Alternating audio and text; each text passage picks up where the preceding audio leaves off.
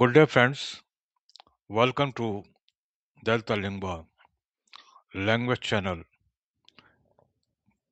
an initiative of Sanath Foundation. Indukant आंगिरस का अभिवादन स्वीकार करें। आज मुझे आपके साथ ये बात साझा करते हुए बहुत खुशी हो रही है कि आज अभी कुछ देर पहले ही डेल्टा लैंग्वेज चैनल के 100 सब्सक्राइबर्स हो गए हैं। जबकि 100 कोई बहुत बड़ा नंबर नहीं है, लेकिन मेरे लिए बहुत बड़ा नंबर है, क्योंकि इस चैनल के ज़रिए जो मेरी कोशिश है, जो मेरा मकसद है, पहले तो मैं आपको बता दूँ, ये चैनल जो है सिर्फ़ अ, विदेशी भाषाओं के लिए नहीं, बल्कि हमारे भारत में भी जो भाषाएँ हैं, उन सबको, यानी बल्कि यूँ समझिए कि आप संसार की जितनी भाषाएँ हैं, उन सबको समर्पित है। उन सबसे संबंधित वीडियो हम इस चैनल में धीरे-धीरे आप पाएँगे कि धीरे-धीरे दीगर ज़बानों के वीडियो जो है, इस चैनल के ज़रिए आप तक पहुँचेंगे। अभी तक मैंने इसमें जो अ, वीडियो डाले हैं 100 सब मेरी ही उसमें है, मेरी ही आवाज़ में है, और इसमें से कुछ भाषाएँ मैं जानता हूँ और कुछ सीखने की कोशिश में हूँ। मेरा ऐसा मानना है कि टीचिंग इज़ 2 टाइम्स लर्निंग। तो जब मैं किसी भाषा को सीखता हूँ, तो मैं उसको अभ्यास के लिए एक उसका वीडियो भी बना लेता हूँ, जिससे कि मैं खुद ही उसको उस और पक्का कर लूँ, मजबूत कर लूँ। अब तक जो जिन भाषाओं के वीडियो मैंने बनाए हैं, जिन भाषाओं से संबंधित, वो है हंगेरियन, ग्रीक, चेक, Spanish, Turkish, Urdu, Persian, Sanskrit, Russian, Polish, English, Lithuanian, और भी हो सकता है कोई भाषा छूट गई हो। मेरे ख्याल से इतनी है, और इसमें धीरे-धीरे भाषाएँ जुड़ती रहेंगी। अब तक तो दोस्तों ये सब मेरी ही आवाज़ में है, लेकिन मैं बीच-बीच में लोगों के साथ साझा भी करता रहता हूँ, और जो ये पूछता भी रहता हूँ कि क्या आप कोई भाषा पढ़ा सकते हैं लोगों से, मित्रों से? क्योंकि पढ़ाना जो है 2 टाइम्स लर्निंग है। तो आज फिर इस बात को मैं दोहरा रहा हूँ, जब इस लैंग्वेज के इस चैनल के 100 सब्सक्राइबर्स हुए हैं, कि अगर आप कोई भाषा पढ़ा सकते हैं, तो हमारे चैनल से जुड़ें, और अपनी भाषा को किस तरह से उसके वीडियो बनाएँगे, वो मैं आपको गाइड करूँगा। आपकी आवाज़ चाहिए हमें, और किस तरह से हम जो सीखने वाले हैं उनको अ, डेल्टा लूँगा के थ्रू सिखा सकते हैं। जिससे मैं ये कहूँगा कि ये जो टीचिंग होगी, ऑनलाइन ही होगी, और मुख्यतः ऑनलाइन ही होगी, और इसमें मुफ़्त तो ये नहीं होगी, लेकिन बहुत ही मामूली-सी इसकी एक अ, कुछ कह सकते हैं, आप ऑनरेरियम कह सकते हैं, जो कि अध्यापक को देना ही चाहिए और देना ही ज़रूरी है, जिससे कि अध्यापक को भी जो पढ़ाता है, उसको कुछ मिले। और क्योंकि हमारा सनस फाउंडेशन है, एक ट्रस्ट के रूप में ऑलरेडी रजिस्टर्ड हो चुका है, तो उसमें उसका जो भी चंद थोड़ा बहुत जो है योगदान ट्रस्ट को भी चला जाएगा। इसलिए एक तो ये आपसे मैं बता दूं कि कोई भी अगर इन भाषाओं में से कोई भाषा सीखना चाहता है, तो हमसे संपर्क करें। एक ईमेल उसमें दे रखी है, मैं दोहरा भी देता हूँ, sanatfoundation24@gmail.com।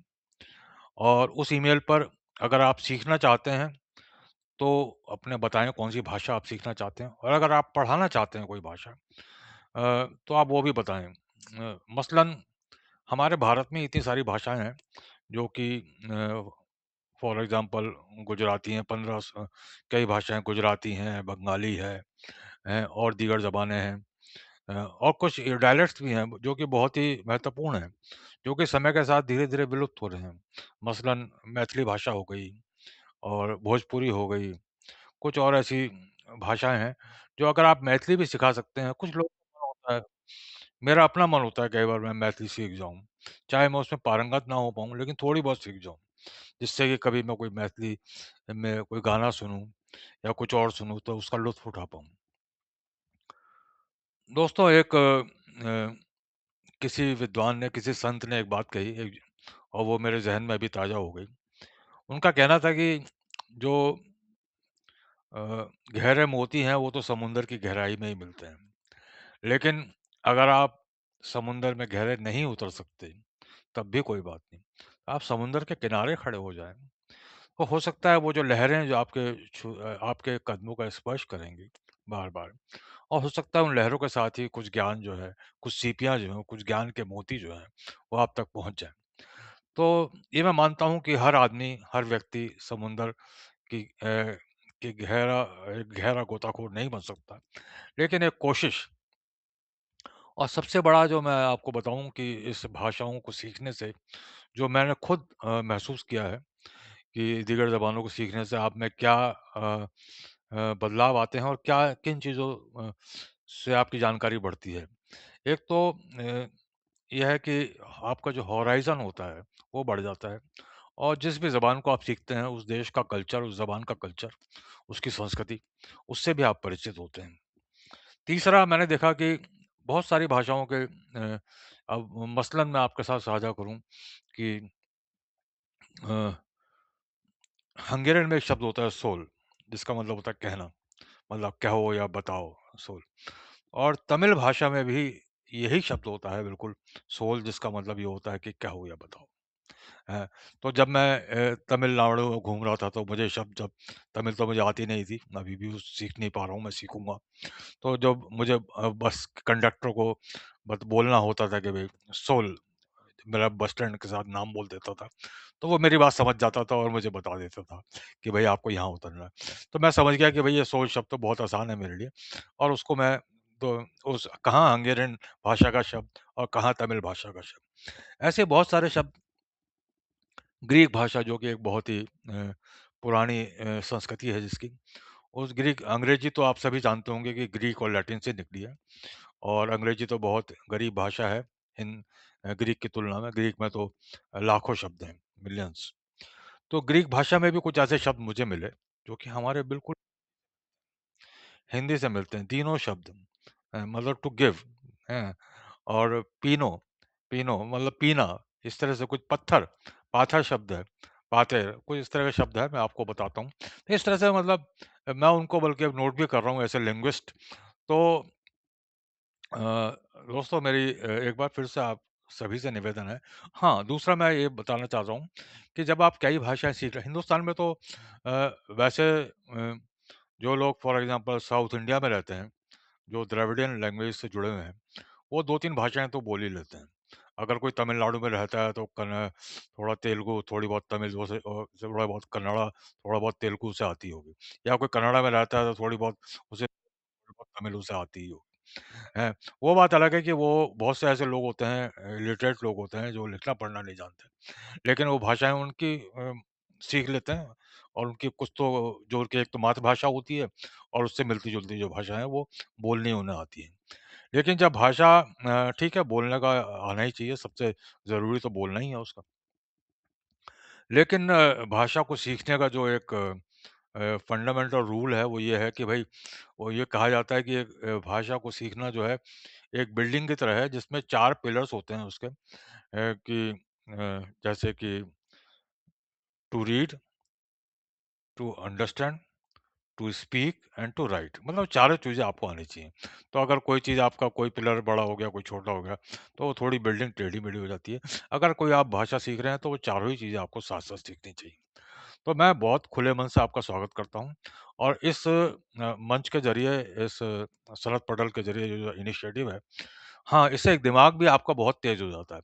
आप ये मान के चलिए कि जैसे शतरंज खेलने से आपका दिमाग एक्टिव होता है और उसकी जो है कई तरह की सोच आप सोचते हैं, कई चालें सोचते हैं, तो आपका उससे दिमाग जो है एक एक्टिवेशन उसमें आ जाता है मोड में। ऐसे ही जब डिफरेंट भाषाएँ आप सीखते हैं, तो आपका दिमाग जो है मस्तिष्क जो है वो काफ़ी मैं कहूँगा कि समृद्ध हो जाता है और कई और भाषाएँ सीखते-सीखते कई बार बहुत ही दिलचस्प जानकारियों से आप जुड़ जाते हैं।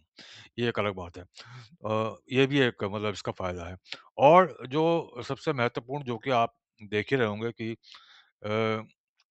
भाषाओं के जो कुछ विदेशी भाषाएँ हैं, उनका काम उनके उनकी नौकरी, उनके उस ज़रिए के नौकरी उस भाषा के ज़रिए आपको अच्छी नौकरी भी मिल जाती है, विशेष रूप से आईटी कंपनीज़ में या और दूसरी कंपनियों में, जहाँ पर कई बार अनुवाद का काम या इंटरप्रिटेशन का काम भी मिल जाता है। टूरिज़्म में भी ये भाषाएँ बहुत काम आती हैं।